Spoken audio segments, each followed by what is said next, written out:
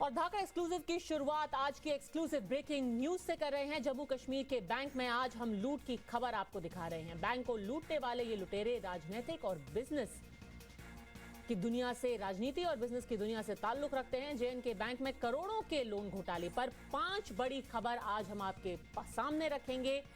राज्यपाल ने इन सारे मामलों की जांच को सहमति दे दी है। राजनीतिक दल ने अपने लोगों की नियुक्ति कराई। जेएनके बैंक घोटाले में पाकिस्तान कनेक्शन के भी सबूत सामने आए हैं। जेएनके बैंक ने नियमों के खिलाफ 272 करोड़ का लोन किन किन लोगों को दिया। बैंक ने अमन हॉस्पिटैलिटी को दिया अवैध लोन मामले की अब सीबीआई कर रही है जांच।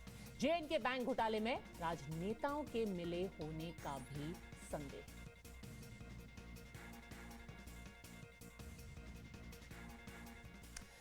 पांच अलग अलग खबरें, 5 अलग अलग खुलासे और हर खबर को एक एक करके आपको समझाते हैं कि कैसे इस बैंक में फ्रॉड किया गया। यह फ्रॉड जिसकी जांच अब एंटी करप्शन ब्यूरो यानी कि एसीबी कर रहा है। आपको बताते हैं पहला खुलासा। जम्मू कश्मीर बैंक से जुड़ी खबर है कि बैंक में करीब 748 नियुक्तियां की गई। 748 नियुक्तियां बैंक में, ये अवैध नियुक्तियां वहां की एक खास पार्टी की सरकार के दौरान की गई। राजनीतिक दल बैंक की साठगांठ के जरिए ये 748 लोगों को जेएनके बैंक में नौकरी दी गई और नौकरी पर रखे गए ज्यादातर लोग एक खास राजनीतिक दल से ही ताल्लुक रखते थे। यानी कि बैंक का पैसा और अपनों में बांटा गया। उनको नौकरी दी गई, उनको बैंक के रोल्स पर रखा गया, यानी कि पैसा तो बैंक का था पर जा उनकी जेब में रहा था। पार्टी के कार्यकर्ताओं और उनके परिवारों को अवैध तरीके से बैंक में नौकरी दी गई।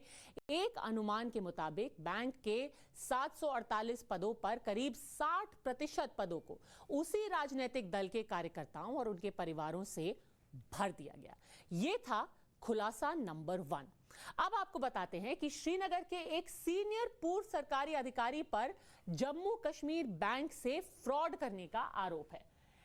ये पूर्व सरकारी अधिकारी हैं, उन पर बहुत बड़ा आरोप लगा है, पर इससे भी ज्यादा चिंताजनक बात यह है कि इनके कनेक्शन निकले हैं पाकिस्तान के साथ। पाकिस्तान की खुफिया एजेंसियों से साठगांठ का इनके ऊपर आरोप है। इसके बावजूद ये बैंक के साथ जुड़े हुए थे। ऐसे सबूत मिले हैं कि इस अधिकारी के पाकिस्तान की एजेंसियों के साथ सीधे संबंध थे। भारतीय एजेंसियों के पास इस बात का भी सबूत मौजूद है कि इस अधिकारी ने जनरल परवेज मुशर्रफ से, खुद परवेज मुशर्रफ से, जो कि राष्ट्रपति रह चुके हैं, पहले उनके सेना अध्यक्ष भी थे, उनसे जाकर विदेश में मुलाकात की। खुफिया एजेंसियों को यह भी संदेह है कि ये अधिकारी पाकिस्तान के एजेंट के रूप में कश्मीर में काम करते थे। यानी कि पैसा, नौकरी भारत की और काम पाकिस्तान का। इस अधिकारी पर जेएनके बैंक से वित्तीय धोखाधड़ी का आरोप है कि इसने बैंक से लोन लेकर पैसों को डाइवर्ट किया। बैंक से लिए गए 100 करोड़ रुपयों से उसने दुबई में प्रॉपर्टी खरीदी। भारतीय एजेंसियां अब इस अधिकारी के खिलाफ जांच शुरू कर रही हैं। तो किस तरीके से सिलसिलेवार तरीके से जम्मू कश्मीर बैंक से पैसा निकाला गया, उसे एंटी नेशनल एक्टिविटीज के लिए इस्तेमाल किया, इस सब की सारी जानकारी के लिए हमारे साथ जुड़ेंगे जम्मू से मेरे सहयोगी प्रदीप दत्ता। पर उनके पास जाने से पहले एक और जरूरी चीज आपको बताते हैं, जो कि है खुलासा नंबर 3। अब बात करते हैं एम्बियंस ग्रुप से जुड़े 800 करोड़ रुपए के कथित बैंक लोन घोटाले की। एम्बियंस ग्रुप, आपको याद ही होगा, हाल में ही उनके मालिक को गिरफ्तार किया गया। यह बहुत बड़ा ग्रुप है। जगह जगह पर इनके हाउसिंग सोसाइटीज हैं, बड़े बड़े मॉल हैं। दिल्ली में आप कहीं भी घूमे होंगे तो आपने देखा होगा कि इस ग्रुप के मॉल, हाउसिंग सोसाइटीज बने हुए हैं। पर इन्होंने भी इसी बैंक से एक बहुत बड़ा लोन का घोटाला किया है। साथ ही उनके ऊपर मनी लॉन्ड्रिंग का भी चार्ज लगा है। चार्ज क्या है, आइए आपको खुलासा नंबर 3 अब दिखाते हैं कि कैसे एम्बियंस ग्रुप ने ये लोन का घोटाला किया। लोन लिया जम्मू एंड कश्मीर बैंक से और आपस में ही सेटलमेंट कर लिया। यानी कि जितना पैसा लिया उतना वापस नहीं दिया।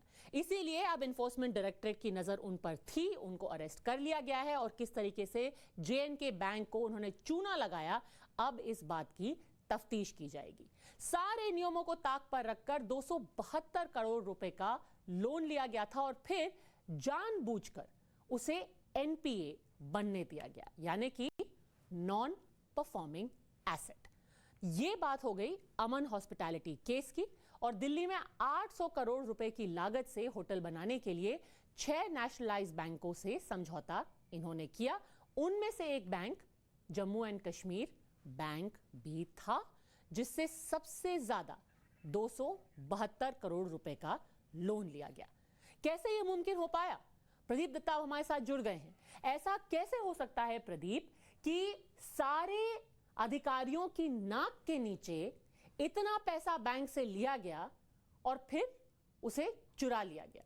पाकिस्तान का भी इसमें कनेक्शन है। पहले आप बताइए कि ये अधिकारियों की नाक के नीचे हुआ कैसे?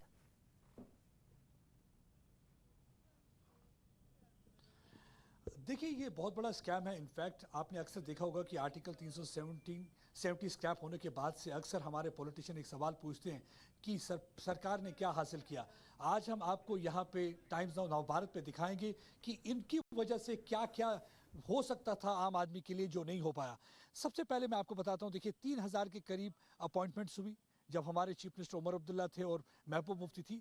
ये जो जम्मू एंड कश्मीर बैंक था, जम्मू कश्मीर बैंक को ये अपने एटीएम की तरह इस्तेमाल करते थे, अपनी दुकान की तरह इस्तेमाल करते थे।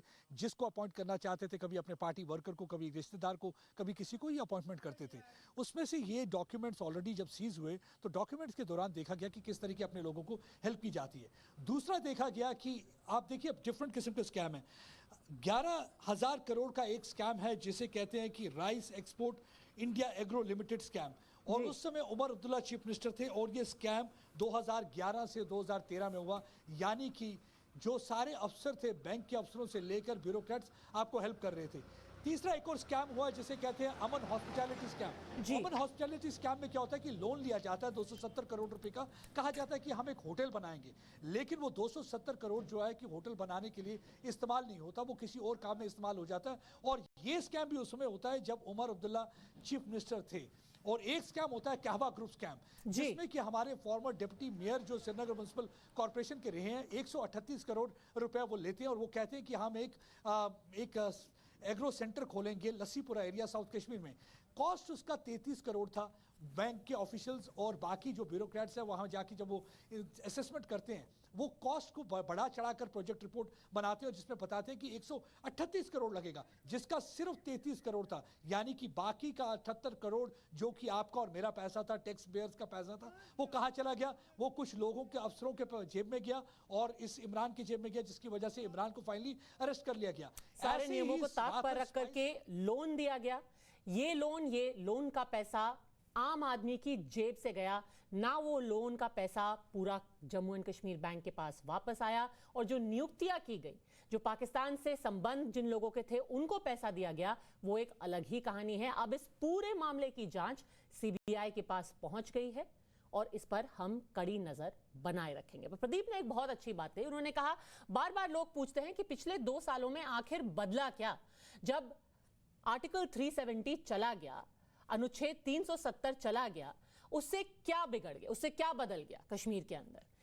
अब हम आपको दिखाते हैं कि बदलाव असल में हुआ क्या। जम्मू कश्मीर में अनुच्छेद 370 को हटाए जाने के बाद पहली बार 2020 में, आपको याद होगा, पिछले साल चुनाव कराए गए। हालांकि चुनाव को कुछ महीने बीत चुके हैं, लेकिन उससे पहले घाटी में लोकतांत्रिक प्रक्रिया आतंकवाद के हाथों बंधक बनी हुई थी। वो लोकतांत्रिक प्रक्रिया अब विकास और अमन चैन के एक नए युग की साक्षी बन रही है। जिन युवाओं के हाथों में पत्थर पकड़ा दिए जाते थे, जिनके हाथों में हथियार दिए जाते थे, उन हाथों ने अब किताब और कलम को थामा है। नया कश्मीर अब विकास की बात करता है। जो चुनाव भी हुए थे उसमें कश्मीर के ही युवा थे जो सबसे आगे थे, जो आगे बढ़ चढ़कर इस डेमोक्रेटिक प्रोसेस में भाग ले रहे थे।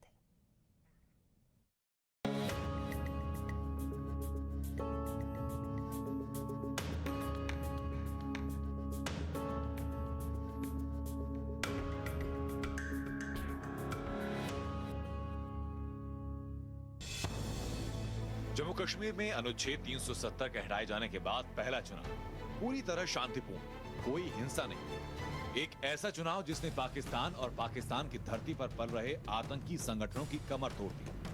जो पाकिस्तान कश्मीर में लोकतांत्रिक प्रक्रिया को लहूलुहान करने की कोशिश करता रहा, वो पाकिस्तान अब हार चुका है, क्योंकि जिला विकास परिषद चुनावों ने कश्मीर में विकास के द्वार खोल दिए हैं। आतंकवादियों की बंदूक और पत्थरबाजों के पत्थरों के डर से 1427 उम्मीदवार भयभीत नहीं हुए। पूरी हिम्मत और हौसले से उन्होंने शांति और विकास को चुना। गांदरबल जिले में डीडीसी के उपाध्यक्ष बिलाल अहमद की तरह कई दूसरे नेता चुनाव जीतने के बाद अपने निर्वाचन क्षेत्रों में विकास की नई इबारत लिख रहे हैं।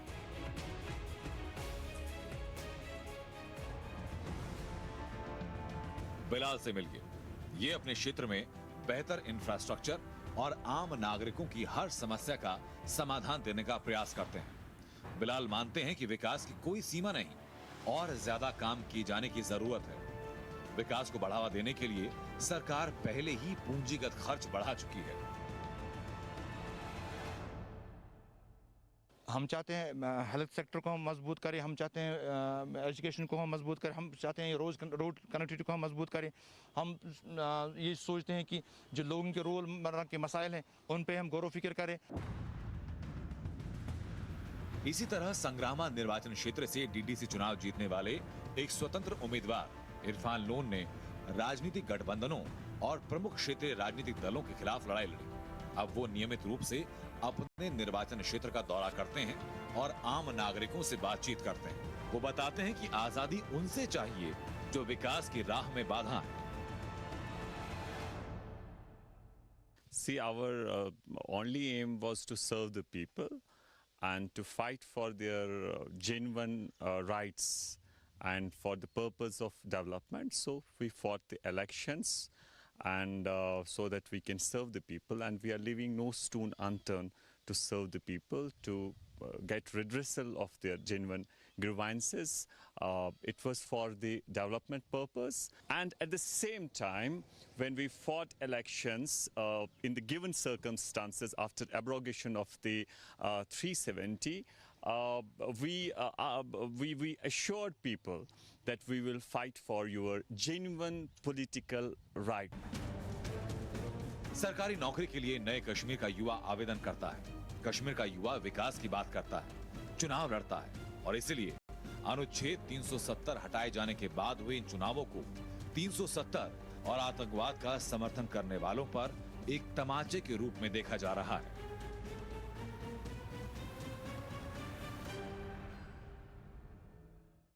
370 एब्रोगेशन के बाद पहली बार जम्मू कश्मीर में डीडीसी चुनाव कराया गया, जिसमें काफ़ी सारे उम्मीदवार चुन के आए। उसमें से काफ़ी अधिकतर लोग इंडिपेंडेंट ऐसे कैंडिडेट्स थे जिन्होंने पहली बार इलेक्शन लड़ा और एजेंडा जो है डेवलपमेंट का वो अपने गांव और शहर में लेने की कोशिश की। पीछे मेरे एक ऐसे कैंडिडेट हैं जो अपनी कॉन्स्टिट्यूंसी को विजिट करें और जो जम्मू कश्मीर की सरकार, भारत सरकार एक डेवलपमेंट एजेंडा जम्मू कश्मीर के बारे में कह रही थी उसको इम्प्लीमेंट करने की कोशिश कर रहे हैं। यही नहीं, सरकार का ये भी कहना था कि डेमोक्रेसी ग्रास रूट एस्टैब्लिश करने के लिए ऐसे चुनाव करना ज़रूरी है जो कि 3 टायर पंचायती राज सिस्टम के लिए बहुत ज़रूरी है। और इसी एजेंडा को लेते हुए ऐसे डीडीसी उम्मीदवार जिन्होंने अभी रिसेंटली इलेक्शंस जीते हैं 370 के बाद, वो अपने गाँव में जाकर लोगों से ये पता कर रहे हैं कि उनके मसले और मसाइल क्या हैं।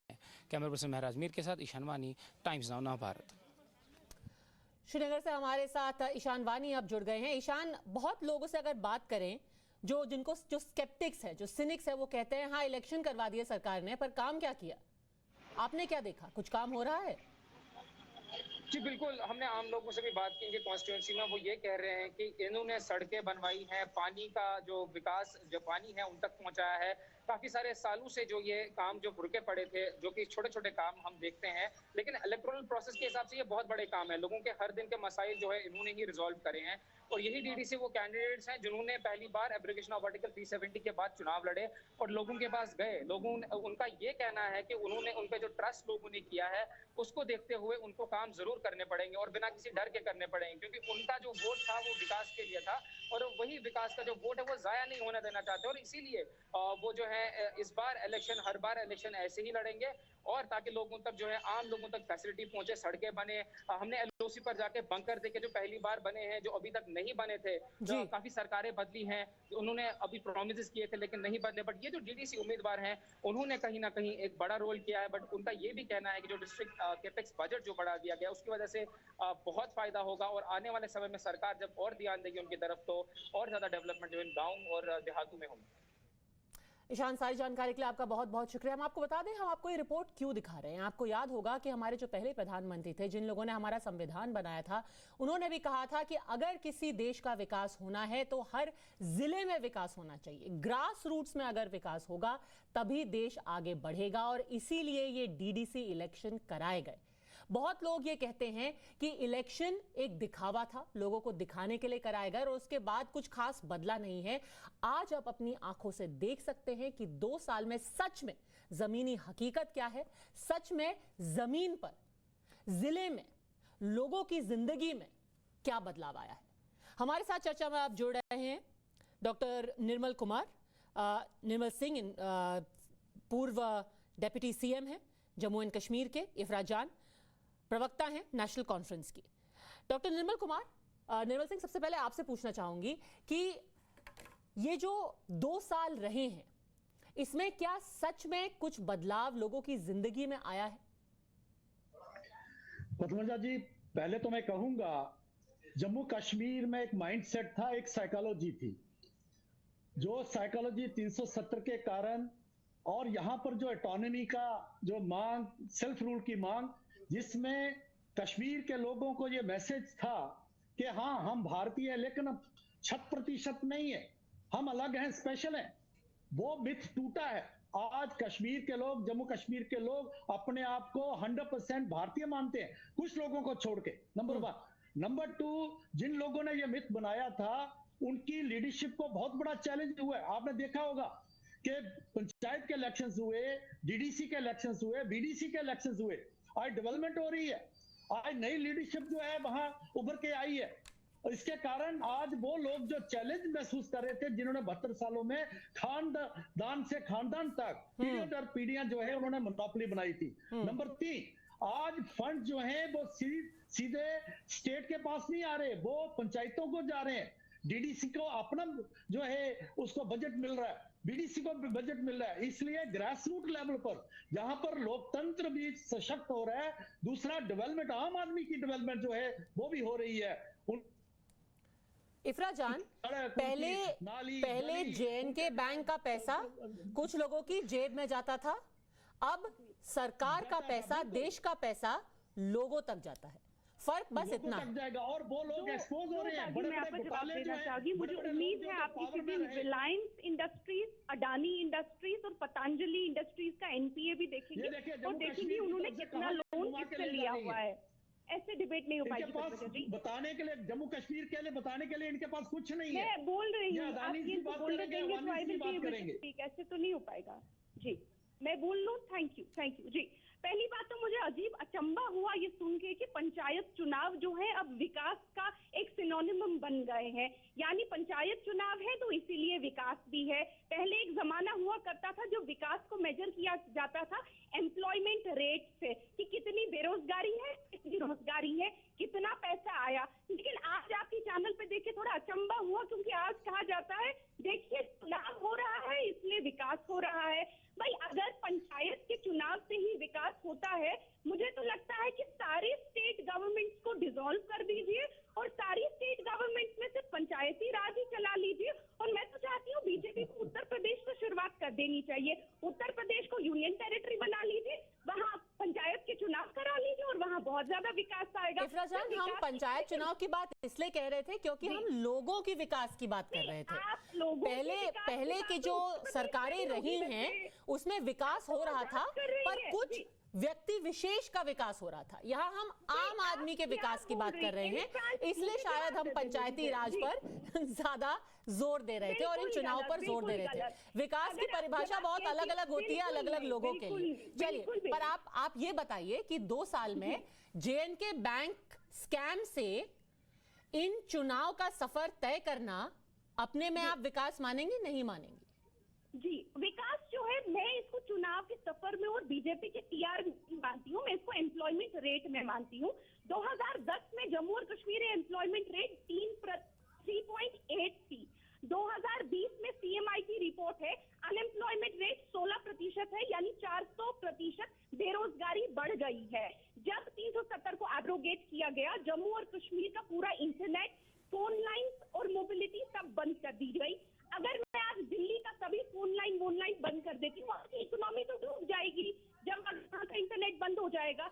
आप ये समझ पाती है कि दिल्ली की हालत क्या होगी अगर उस स्टेट को स्टैंड स्टिल पे लाया जाएगा, लेकिन आप ये नहीं समझ पाती है कि जम्मू और कश्मीर की एम्प्लॉयमेंट की हालत क्या हुई। यहाँ पे अब कौन सा विकास हुआ, आप बताइए? कौन से स्कूल्स आए? जहाँ तक HDI की बात, ह्यूमन डेवलपमेंट इंडेक्स की बात आती है, चाइल्ड मोर्टेलिटी तो क्योंकि आपने इंटरनेट की बात की, एक छोटी सी चीज आपको याद दिलाना चाहती हूँ कि अगर लॉ एंड ऑर्डर प्रॉब्लम होती है तो दिल्ली में भी इंटरनेट बंद किया जाता है। जब दंगे हुए थे यहाँ पर, तब यहाँ भी इंटरनेट बंद किया गया था, और होना भी चाहिए। अगर कोई कानून को अपने हाथ में लेने की कोशिश की, जो कुछ लोगों ने अपना धंधा बना लिया था, आपको भी याद होगा इफ्रा, आप तो रहती हैं वहां पर, आपको अच्छे से याद होगा कि कैसे हर फ्राइडे को, हर शुक्रवार को, जैसे कि एक ट्रेंड बन गया था कि कुछ लोगों का फुल टाइम एम्प्लॉयमेंट था कि जाइए वहां पर, लोगों को पत्थर मारिए, वहां पर झंडे लेके खड़े हो जाइए, आईसीस के स्लोगन्स कीजिए, उसकी उस वक्त की जरूरत थी। पर अब वो वापस आ रहा है। पर डॉक्टर निर्मल सिंह, एक सेकेंड, आपका ही सवाल पूछ रही हूँ डॉक्टर निर्मल सिंह, ये सब दिखावा है, एक्चुअल जो डेवलपमेंट इंडेक्स है वो किधर है, पूछ रही हैं इफ्रा जान, नौकरियां किधर है? देखिए, इनको मैं कहूंगा, ठीक है, अनएम्प्लॉयमेंट है, वो सिर्फ भारत में, जो जम्मू कश्मीर में नहीं है, पूरी दुनिया का है। लेकिन आपने 72 सालों में जो किया, यहाँ कोई इन्वेस्टमेंट नहीं आया, यहाँ के लैंड लॉज ऐसे थे, कोई इन्वेस्ट नहीं करना चाहता था। आपने ऑटोनॉमी के, सेल्फ रूल के नाम पर, और जिस प्रकार से अलगाववाद और उग्रवाद के नाम पर जो है यहाँ बंदूक नौजवानों के हाथ में दे दी गई, उसके कारण यहाँ इन्वेस्टर नहीं आ रहा है। आज आ रहा है, आज लोगों ने आवेदन दिए, आज बड़ी बड़ी फैक्ट्री करने के लिए सरकार काम। आज सुनिए, एक बात सुनिए, आप मुझे बात करने दीजिए। तो इसलिए ये चीजों, इन लोगों को बात पच नहीं रही है, नेशनल कॉन्फ्रेंस ऑफ कांग्रेस को और इनको जो PDP को, इनको पच नहीं रही है। आज जो है यहाँ इन्वेस्टमेंट आएगी, प्राइवेट सेक्टर। एक सेकंड मैं बता देती हूँ, एक सेकंड आप सवाल पूछ रही हैं तो मैं आपको जवाब भी दे देती हूँ। ये दिसंबर 2020 की बात है, जम्मू एंड कश्मीर में इन्वेस्टमेंट प्रपोजल 3,325 करोड़ सिर्फ हेल्थ केयर और मेडिकल एजुकेशन सेक्टर्स में आए हैं। और आप याद रखें कि 370 हटने के बाद कोविड शुरू हो गया था, उसके बावजूद आपके ये प्रपोजल्स आए हैं। पर आप सच कह रही हैं, आप सच कह रही हैं कि अभी आपको बहुत परेशानी है, आप कह रहे हैं कि तुरंत क्यों नहीं हो रहा, एक महीने में हो जाना चाहिए। 3,250 करोड़ का इन्वेस्टमेंट एकदम हो जाना चाहिए। मुझे अजीज इनकी जो है नेशनल कॉन्फ्रेंस 3 पीढ़ियां, शेख मोहम्मद अब्दुल्ला, डॉक्टर फारूक अब्दुल्ला, उमर अब्दुल्ला और चौथी पीढ़ी तैयार है। इन्होंने राज किया है, ये से पूछते हैं जम्मू कश्मीर का हालात किसने बिगाड़े हैं? इन्होंने बिगाड़े हैं। क्यों इन्वेस्टमेंट नहीं आया, क्यों अनएम्प्लॉयमेंट है? यही नेशनल कॉन्फ्रेंस जिम्मेवार है। निर्मल सिंह जी बता दीजिए, पाकिस्तान में गए हुए लोगों को तो बुलाना चाहते हैं रिसर्चमेंट एक्ट के तहत, क्या है बताइए? लेकिन यहाँ के लोगों को एम्प्लॉयमेंट नहीं दे पाई है। 4% इंक्रीज है बेरोजगारी में, वो तो हम सब ने देखा, 400% इंक्रीज बेरोजगारी में है। ओके, आपकी पार्टी ने यहाँ जो है रूल किया है। आप बताइए आया क्या आपकी है? पार्टी ने रूल किया, 3 पीढ़ियों से रूल किया आपने। और जैसे आज रिपोर्ट आ रही है जिसमें, चलिए आपके लोग आपसे सिर्फ आउट ऑफ क्यूरियोसिटी इफ्रा जान, आप जो सवाल पूछ रही हैं बिल्कुल वाजिब है। तुरंत करोड़ों आने चाहिए जम्मू कश्मीर के अंदर, सब कुछ तुरंत शुरू हो जाना चाहिए। सिर्फ आपसे एक छोटा सा सवाल पूछ रही हूँ, आपकी कई सारी सरकारें रही हैं, डॉक्टर फारूक अब्दुल्ला से लेकर के उमर अब्दुल्ला साहब भी मुख्यमंत्री रहे हैं। आज जम्मू कश्मीर की सरकार कह रही है कि हम 4 बिलियन डॉलर्स का इन्वेस्टमेंट लाना चाहते हैं अगले 2 से 3 साल में। ये हमने बजट रखा है, हम इनवाइट कर रहे हैं लोगों को, उनको हम सिक्योरिटी देंगे। आप सिर्फ 5 साल की एक सरकार का बता दीजिए कि आपने कितना इन्वेस्टमेंट लाया है JNK के अंदर। मैंने बार बार आपको बोला है कि मुझे प्रपोजल नहीं सुनना कि कितना वादा हुआ है, और बीजेपी की सरकार से तो वादे बिल्कुल भी नहीं सुनने। मुझे बताइए कि कितना पैसा आया है, what has come, what is actually come, 2 साल हो गए। अगर आपको कितने साल चाहिए? 3 साल से हमारी सरकार है नहीं। सही कह रहे हैं, बीजेपी की सरकार है। सही कह रहे हैं कि बीजेपी ने बोला कि अब सब कुछ बदल जाएगा, तो तुरंत 2 साल के अंदर ही जो पिछले 70 साल से हुआ है वो बदल देना चाहिए था। ये बिल्कुल भी नहीं सहा जा सकता कि आपने 2 साल में 70 साल का इतिहास बदल क्यों नहीं दिया। हम नजर बनाए रखेंगे कि कश्मीर में क्या हो रहा है। 2 साल पूरे होने वाले हैं अनुच्छेद 370 जब हटाया गया उसके बाद से क्या सच में बदलाव आया है जमीनी तौर पर, ये हम आप तक लाते रहेंगे। आज रात 8 बजे आपको बता दें नाविका कुमार के शो सवाल पब्लिक का में मुद्दा है मोदी वर्सेस ऑल, विपक्ष का लीडर आखिर है कौन। दूसरा सवाल वो पूछेंगी पूरा मॉनसून सत्र बेकार, जनता के पैसे की बर्बादी का आखिर कौन है जिम्मेदार। तीसरा सवाल, किसान महंगाई चिल्लाने वाला विपक्ष चर्चा से आखिर क्यों भाग रहा है। आपके पास अब मौका है शो में भाग लेने का, इसीलिए आप अपना सवाल मोबाइल कैमरे में रिकॉर्ड करके भेजें। सवाल 15 सेकंड में हो और आज के मुद्दे पर हो। नंबर है 8097471285। टीवी स्क्रीन पर नीचे हमारा नंबर लिखा है, उसे आप नोट कर सकते हैं और अपना वीडियो भेज सकते हैं। हम आपका सवाल नाविका कुमार के शो पर लेंगे। ले रही हूं एक छोटा सा ब्रेक, फौरन हाजिर होंगे।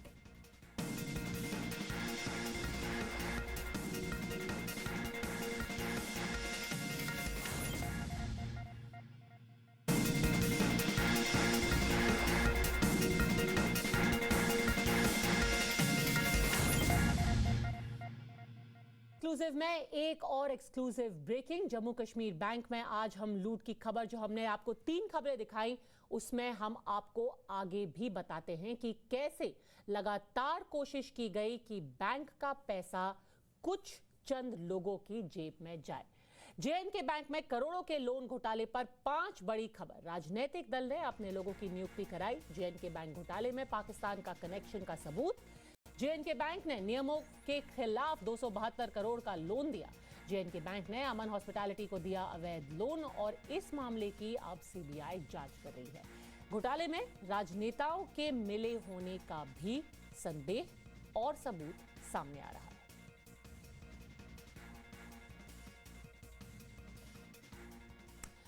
और एक बार फिर से आपको बता दें, पहला खुलासा इसमें जम्मू कश्मीर बैंक से जुड़ी हुई पहली खबर। बैंक में करीब 750 नियुक्तियां की गई। जम्मू कश्मीर बैंक में ये अवैध नियुक्तियां वहां की एक खास पार्टी की सरकार के दौरान की गई।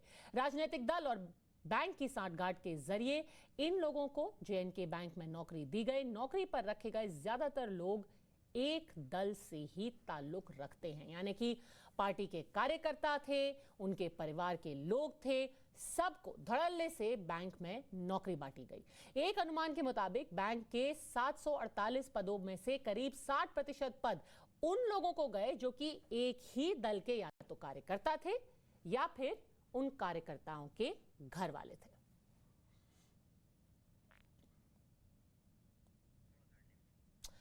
बात यहीं पर ही खत्म नहीं होती है। एक सीनियर पूर्व सरकारी अधिकारी की हम आपको बात बताएं। जम्मू कश्मीर बैंक से फ्रॉड करने का उन पर आरोप है। सूत्रों के मुताबिक ये अधिकारी पाकिस्तान की खुफिया एजेंसियों के इशारे पर काम करते थे।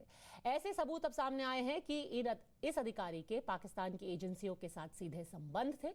भारतीय एजेंसियों के पास इस बात का भी सबूत है कि इस अधिकारी ने जनरल परवेज मुशर्रफ से विदेश में मुलाकात की थी।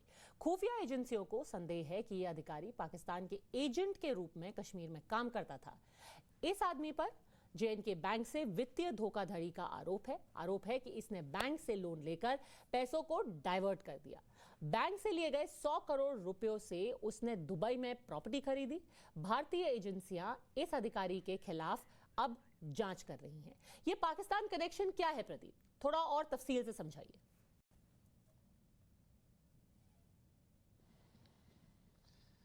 देखिए, हो ये रहा था कि लगातार बैंक घोटाले सामने आ रहे थे। देखा जा रहा था कि जब भी ये लोन लिया करते हैं, लोन का जो पैसा है ये टेरर फाइनेंसिंग के लिए यूज होता है। जिस अधिकारी की आप बात कर रहे हैं, ये अधिकारी के जो रिलेशन थे पाकिस्तान में खुफिया एजेंसी के साथ थे, इंटर सर्विस इंटेलिजेंस के साथ थे और जनरल परवेज मुशर्रफ से भी मिले। देखिए, कहते हैं कि हम इन्वेस्ट जम्मू कश्मीर में करेंगे। ये जम्मू कश्मीर बैंक जम्मू कश्मीर के लोगों का नहीं था, बल्कि कुछ चंद उन फैमिलीज का था जो अपने तरीके से इस पैसे का गलत इस्तेमाल कर रहे थे और अपनी तिजोरियां भर रहे थे। लेकिन अपने साथ साथ ये पाकिस्तान के उन आकाओं को भी खुश रख रहे थे और उन एलिमेंट्स को भी खुश कर रहे थे जो पिछले 3 दशक से यहाँ पे वायलेंस में मुलविस हैं। और देखिए किस तरीके से पैसा जा रहा था, पैसा निकालते हैं लोन लेके कि हम डेवलपमेंट करेंगे, हम कुछ अपना काम शुरू करेंगे, काम तो शुरू करते नहीं, प्रॉपर्टी लेते हैं दुबई में जाके, और उसके साथ साथ वहाँ दुबई में किन लोगों से मिलते हैं, वो सारे इंटर सर्विस इंटेलिजेंस के लिए।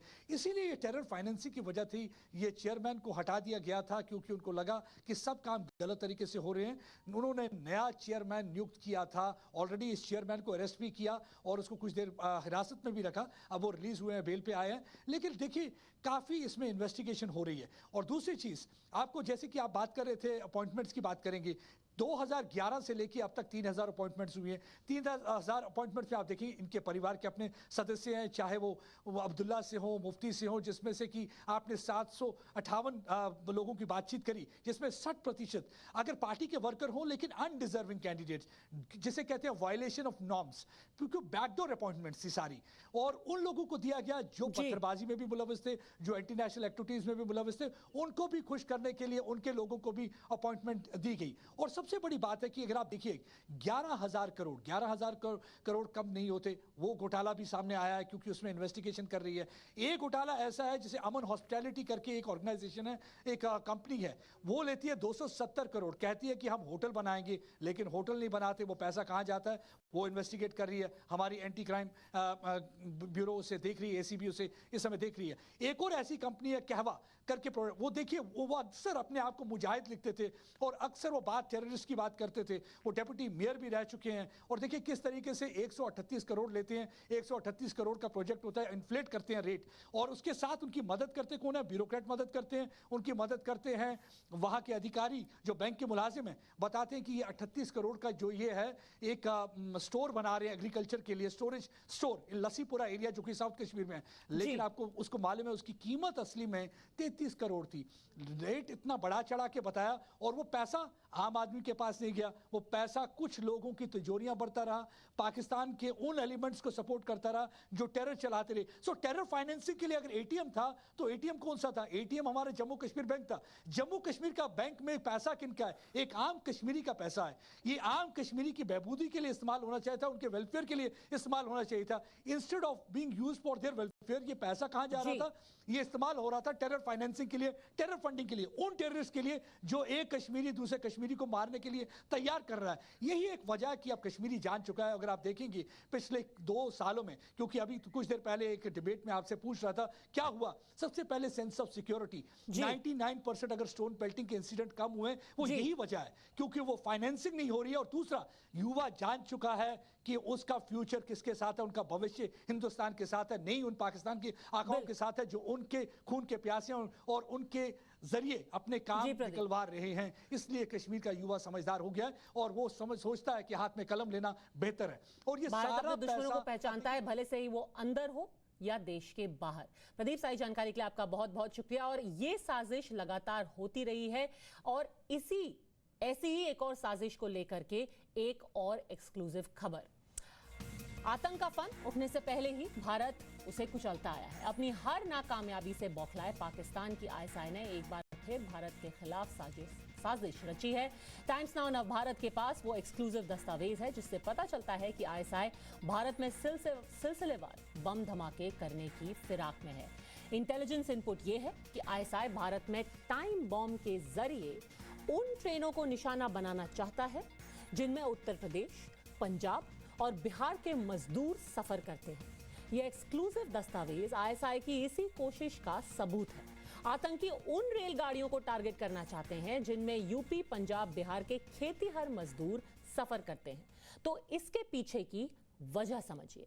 भारत में इस वक्त किसान आंदोलन चल रहा है और इस आंदोलन में पंजाब के किसान की तादाद काफी ज्यादा है। साथ ही पंजाब के किसान खेती और मजदूरी के लिए दूसरे राज्यों में भी जाते हैं। ठीक ऐसे ही उत्तर प्रदेश में भी चुनाव बहुत नजदीक है और यूपी से काफी तादाद में मजदूर दूसरे राज्यों में काम की तलाश के लिए जाते रहते हैं।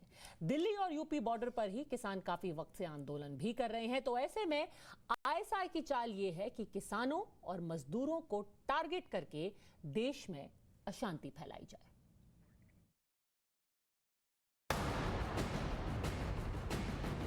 घाटी में एक के बाद एक हो रहे आतंकियों के सफाई से बौखलाए पाकिस्तान ने भारत को दहलाने की साजिश रची है।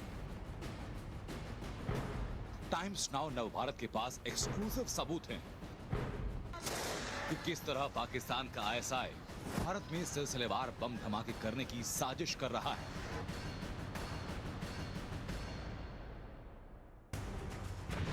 धाकड़ एक्सक्लूसिव रिपोर्ट में आपको हम दिखाने जा रहे हैं कि कैसे आईएसआई भारत के लिए खतरा बढ़ा रहा है। देखिए इस रिपोर्ट को। 6 जुलाई 2021 को भारत पर खतरे की रिपोर्ट जारी की गई, जिसमें साफ साफ बताया जा रहा है कि कहां, किससे, किन राज्यों को किस तरह का खतरा है। ये खुफिया इनपुट आया है पंजाब से, जिसमें बताया जा रहा है कि आईएसआई भारत को लहूलुहान करने की साजिश रच रहा है और उसके निशाने पर है भारतीय रेलवे। अब ये भी जानिए कि इंटेलिजेंस की तरफ से किन राज्यों को खतरा बताते हुए सतर्क रहने के लिए कहा गया है। इस खुफिया इनपुट में यह भी बताया गया कि पाकिस्तान का आईएसआई मॉड्यूल भारत के इन राज्यों के रेलवे स्टेशन या फिर बीच सफर में ट्रेनों को बम से उड़ाने की साजिश रच रहा है। हम आपको वो वक्त भी बता रहे हैं जब भारतीय इंटेलिजेंस की तरफ से ये खुफिया इनपुट दिया गया। 1:29 और 42 सेकंड पर राज्यों को इस खतरे के बारे में बताया गया।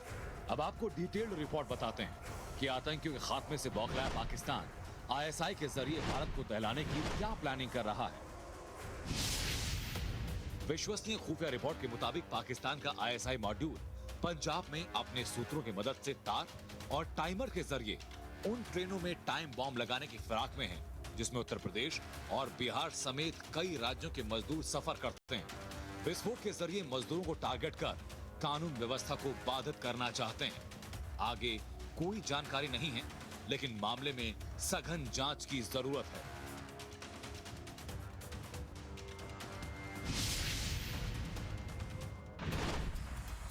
जिन राज्यों को अलर्ट पर रखा गया उनमें हरियाणा, पंजाब, बिहार, उत्तर प्रदेश, गुजरात, जम्मू कश्मीर और सिक्किम शामिल हैं। इन राज्यों के ज्यादातर शहरों से ट्रेनों के जरिए मजदूर वर्ग दूसरे राज्यों में काम के लिए सफर करते हैं। इन राज्यों में एटीएस और खुफिया एजेंसीज को भी अलर्ट पर रख दिया गया है। Bureau report, times now Navbharat.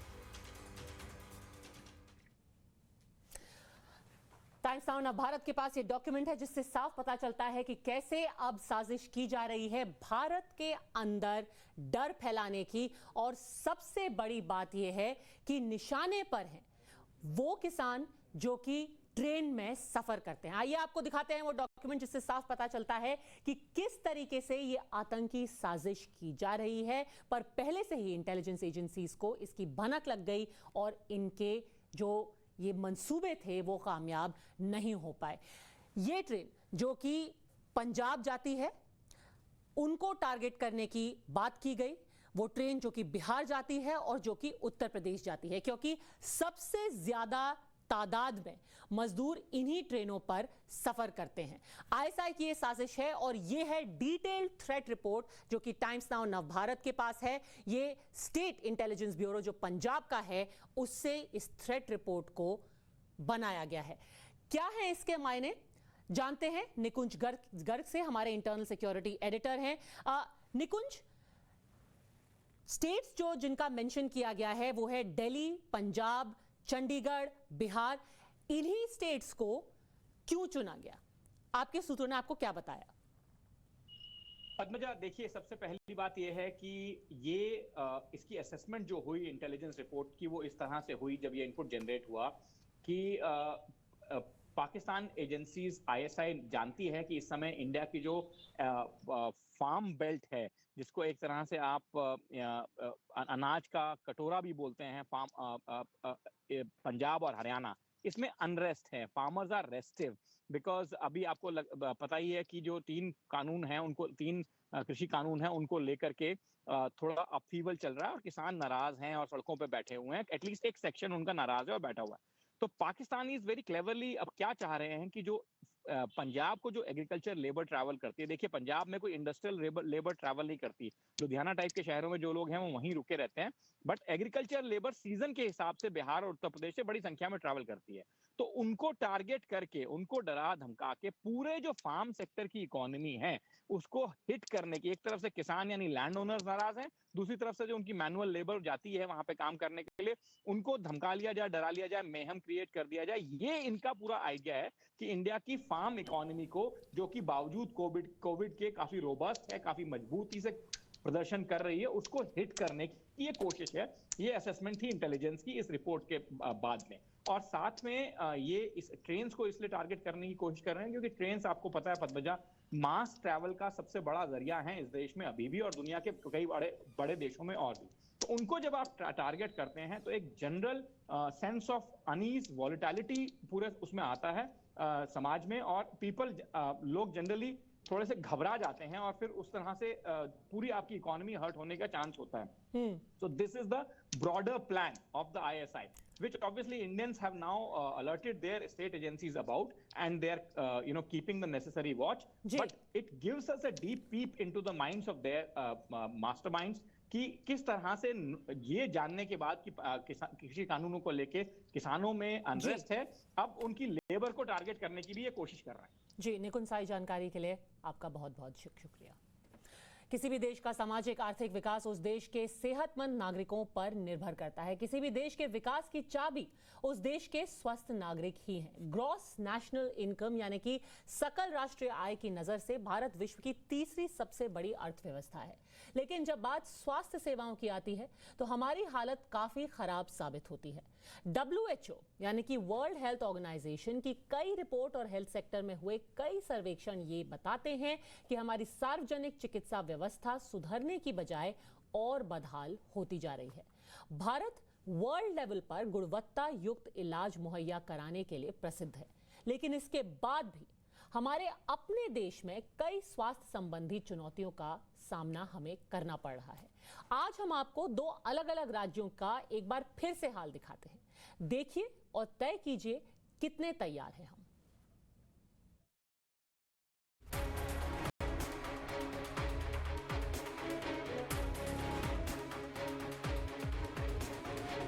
Uttar Pradesh का जेवर, देश का सबसे बड़ा हवाई अड्डा यहां बन रहा है। वर्ल्ड क्लास सुविधाएं इस जगह को दी जा रही हैं ताकि यहां निवेश भी हो सके और यहां का विकास भी हो सके। पर क्या यहां का प्राथमिक स्वास्थ्य केंद्र कोरोना की तीसरी लहर से निपटने के लिए तैयार है? ये जेवर का प्राइमरी स्वास्थ्य केंद्र है जहाँ पे इस वक्त मौजूद हूँ। अधिकांश जगहों पे, अधिकांश यानी कि तस्वीरें जो आपको दिखेंगी प्राइमरी हेल्थ सेंटर में दरवाजों में ताले लगे हुए नजर आएंगे। यहाँ वैक्सीनेशन के बोर्ड तो लगे हैं, लेकिन वैक्सीनेशन के लिए यहाँ पे आपको एक भी व्यक्ति नहीं नजर आएगा। जो यहाँ पे चीज़ सुचारू रूप से चल रही है वो सिर्फ बच्चा केंद्र है, यानी कि लेबर रूम जो है सिर्फ वही सुचारू रूप से चल रहा है, बाकी सब कुछ बंद है। यहाँ पे किसी भी तरह से ना वैक्सीनेशन का कोई कार्यक्रम हो रहा है, ना कोई कोविड केयर सेंटर खुला हुआ है, ना कोई दरवाजे खुले हुए हैं, और ना ही यहाँ पे कोई बेड या यूनिट या वार्ड आपको दिखाई देगा। जैसे कि शुरुआती दौर पर अगर किसी को कोई लक्षण हो कोविड के, अगर वो प्राइमरी हेल्थ सेंटर आना चाहे तो यहाँ पे फिलहाल कुछ भी चीज सुचारू रूप से नहीं चलती हुई नजर आ रही। बहुत से गांव जेवर की सीमा में आते हैं तो उनकी उम्मीद जेवर के PHC से ही है, पर वैक्सीनेशन हो या बच्चों से जुड़ी कुछ और समस्या, यहाँ आने का कोई फायदा नहीं क्योंकि हर जगह ताला लटका है। वैक्सीनेशन का बोर्ड लगा हुआ है, लेकिन वैक्सीन यहाँ पर जो पहुँच रही है नोएडा से सीधी, वो सिर्फ CSC पहुँचाई जा रही है। प्राइमरी हेल्थ सेंटर पर वैक्सीन की सेवाएं भी नहीं दी जा रही है। बच्चों के लिए जो राष्ट्रीय बाल स्वास्थ्य कार्यक्रम जो चल रहा था, जहाँ पे बच्चे पहुँच रहे थे, अगर बच्चों में शुरुआती लक्षण है तो उनकी जो जाँच हो रही थी उसके गेट पर भी ताला लटका हुआ है, यानी कि यहाँ पर कुछ भी रनिंग फैसिलिटी फिलहाल PHC में नहीं। 12 से 13 गाँव के लोग PHC आते थे, लेकिन अब सब कुछ CHC में शिफ्ट हो गया, जिससे तकलीफ बढ़ गई है। PHC की मैक्सिमम एडवांटेज जो सुविधाएं हैं वो CHC को ट्रांसफ़र कर दी गई हैं, जैसे कि IPD हुआ, OPD हुआ, OV हुआ, वैक्सीनेशन हुआ, लैब हुआ, इसलिए कि CHC चले वहाँ पे, क्योंकि हम उसको कोविड हॉस्पिटल बना रहे हैं, ये उद्देश्य था। हाँ, लोग नहीं जानते हैं कि अभी CHC रन नहीं कर रही है, अप्रोचेबल थोड़ा सा दूर है वो, तो धीरे धीरे वो रनिंग में आ जाएगा। सब कुछ CHC में शिफ्ट हो गया तो अब यहाँ का हाल क्या है देखिए। यहाँ पे इस वक्त अगर कोई कोविड का मरीज आ जाए तो यहाँ पे ये ऑक्सीजन कॉन्सेंट्रेटर और सिलेंडर को चलाने के लिए ऑपरेटर भी नहीं है, ना कोई नर्स है, ना कोई पैरामेडिकल स्टाफ है और ना ही कोई एक्सपीरियंस डॉक्टर्स हैं। ये स्थिति है प्राइमरी हेल्थ सेंटर्स की, जेवर की। और जेवर वो इलाका है जो कि दिल्ली से लगभग 100 किलोमीटर की डिस्टेंस पर है। नोएडा से इसकी डिस्टेंस 30 से 35 किलोमीटर पड़ती है। पीएचसी से सब सीएचसी में शिफ्ट तो हो गया, पर यहाँ का हाल भी अलग नहीं, पक्षियों का डेरा बना हुआ है। सीएचसी की बात करें तो स्थिति ये है कि वार्ड्स तो बनाए गए हैं, कक्ष तो बनाए गए हैं, लेकिन उनकी हालत आप देख सकते हैं किस तरह की है। ना कोई मेंटेनेंस है, ना जिस तरह से रखा जाना चाहिए एक वार्ड को, जिस तरह से बेड्स होने चाहिए, जिस तरह से कॉन्सेंट्रेटर सिलेंडर्स को रखा जाना चाहिए, ना उस तरह सिलेंडर कॉन्सेंट्रेटर रखें। पूरे वार्ड में धूल मिट्टी जमी हुई आपको नज़र आएगी। और लाइन से जितने वार्ड हैं वो एक एक करके आपको दिखा देते हैं। वार्ड तो बनाए गए हैं, बेड्स लगा दिए गए हैं, स्टैंड्स लगा दिए गए हैं कि अगर कोई सुविधा देनी हो तो उस वक्त किस तरह से दी जाएगी, लेकिन ना कोई मेंटेनेंस है, ना कोई डॉक्टर है, ना कोई पैरामेडिक्स है, ना कोई नर्स है। यहाँ तक कि इस पूरे ब्लॉक को, जिस वार्ड के अंदर की तस्वीर हम आपको दिखा रहे हैं, इस पूरे वार्ड को बाकायदा बंद करके ताले, बाहर मेन एंट्रेंस पे ताला लगा करके इस पूरे वार्ड को रखा जाता है। इसके बाद हमारी रिपोर्टर जेवर के फलैदा गांव पहुंची। यहाँ के स्वास्थ्य केंद्र में न कोई बोर्ड, न कोई पहचान, मिला तो सिर्फ ताला। इस वक्त मैं जेवर के फलैदा गांव में हूं और तस्वीर आपको दिखा देती हूं। मेरे पीछे जो आप पूरा कंस्ट्रक्शन देख रहे हैं, ये पूरा स्वास्थ्य केंद्र है, लेकिन ये चालू नहीं है। 2014 से ये स्वास्थ्य केंद्र बनाया गया है, लेकिन इस स्वास्थ्य केंद्र के हर दरवाजे पे आप ताला लटका हुआ आपको नजर आएगा। 2012 में स्वास्थ्य केंद्र को बनाया गया था, लेकिन उसके बाद से ना यहाँ कोई नर्स है, ना यहाँ कोई डॉक्टर है। इस गांव में कोरोना के वैक्सीनेशन का हाल भी जान लीजिए। पहला टीका भी अभी नहीं लग पाया है कुछ लोगों के, 20-30% लोगों को लगा है, 20-30% लोगों को लगा होगा। पहला टीका भी नहीं लग पाया है गाँव में। तो ऐसी स्थिति क्यों? क्या टीका अभियान यहाँ चल नहीं रहा है, या फिर लेखपाल, पटवारी या फिर कोई आता नहीं है लगाने के लिए, या फिर आपके गांव से सूची नहीं गई है? समस्या क्या आ रही है? टीका क्यों नहीं लग पाया? सूची खूब जा रही है, यहाँ पर कोई आया ही नहीं है लगाने को। स्कूल में आए 2-4 उनके 10-5 नहीं लगे, बस एक बार आए हैं। अब आप समझ गए होंगे कि वादों, दावों और जमीनी हकीकत में क्या अंतर होता है, और उत्तर प्रदेश का जेवर, जहां सबसे बड़ा हवाई अड्डा बन रहा है, वो कोरोना की तीसरी लहर से निपटने के लिए कितना तैयार है। जेवर से हर्षा चंदवानी के साथ bureau report, times now Navbharat. ये जबरदस्त बात है कि हमारे देश के चप्पे चप्पे में जेवर की तरह अंतर्राष्ट्रीय स्तर के एयरपोर्ट खुले, पर अगर उसी जगह के लोगों को वैक्सीन तक ना मिल पाए तो क्या हम सच में बोल सकेंगे कि हमारा देश सच में आगे बढ़ रहा है? आज के लिए बस इतना ही। कल इसी वक्त होगी फिर से मुलाकात, पर जाने से पहले आपको एक बार फिर से याद दिला दूं, आज रात 8 बजे नाविका कुमार के शो सवाल पब्लिक का मैं मुद्दा है मोदी वर्सेस ऑल, विपक्ष का आखिर लीडर कौन। दूसरा सवाल हम पूछेंगे, पूरा मॉनसून सत्र बेकार, जनता के पैसे की बर्बादी का आखिर कौन जिम्मेदार।